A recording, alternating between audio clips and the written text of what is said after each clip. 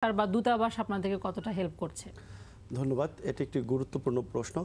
আসলে দূতাবাস তো তাদের কাজ অবশ্যই যথাযথই করছেন।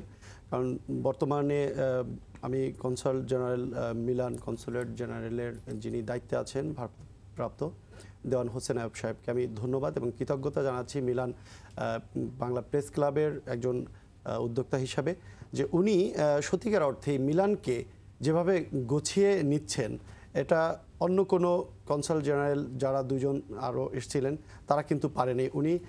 উনি ভাগ্যবান যে উনি ভারপ্রাপ্ত কর্মকর্তা হিসেবে এখন উনি সম্ভবত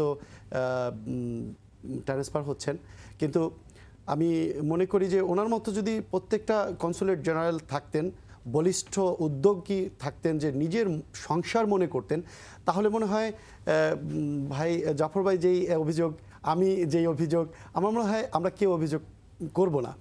তবে কিছু কিছু কনসাল জেনারেল সেল আছেন যারা আসলে ওইভাবে হয়তো বা আন্তরিক না, হয়তো আন্তরিকতার অভাব আছে।